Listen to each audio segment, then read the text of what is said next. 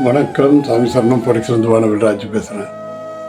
இன்றைக்கி சித்திரை புத்தாண்டு, அதாவது குரோதி வருடத்தை கடந்து இன்றைக்கி நம்மளுக்கு விசு ஆண்டு, விசு ஆண்டு, சித்திரை மாதம் முதல் தேதி. ஸோ நம்ம தமிழ் புத்தாண்டை சிறப்பாக கொண்டாடினோம். கண்டிப்பாக ஒவ்வொரு தமிழர்களும், இந்தியர்களும், இந்துக்களும் இந்த புத்தாண்டை சிறப்பாக கொண்டாடினோம். அதே நேரத்தில் குடும்பத்தில் மகிழ்ச்சியோட, சந்தோஷத்தோட விட்டு கொடுத்து போய் பெரியவங்களுக்கு மரியாதை கொடுத்து, பெரியவங்களை மதித்து, கல்விக்கு முக்கியத்துவம் கொடுத்து, அன்புக்கு முக்கியத்துவம் கொடுத்து, பாசத்தோட பரிவோடு வாழணும். நம்ம கீழே உள்ளவங்க கஷ்டப்படுறவங்களுக்கு ஏதாவது நம்மளால் முடிஞ்சது ஒரு சின்ன உதவி செஞ்சு, அதை பெருசாக செய்யணும், லட்சக்கணக்கில் செய்யணுன்றதில்ல.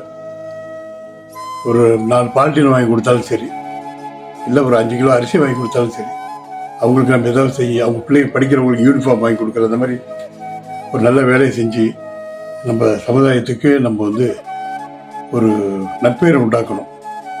இன்றைக்கி புத்தாண்டு எல்லோரும் செழிப்பாக இருக்கணும்.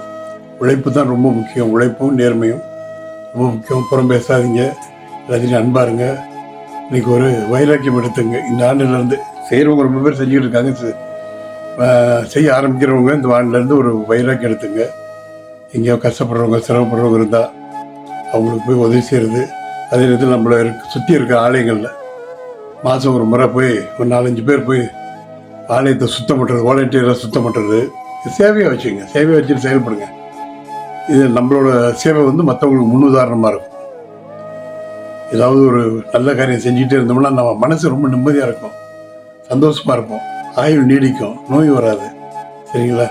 சந்தோஷமாக இருங்க. மீண்டும் எல்லோருக்கும் குரோதி வருடம் முடிஞ்சு இந்த வருஷம் விசு ஆண்டு.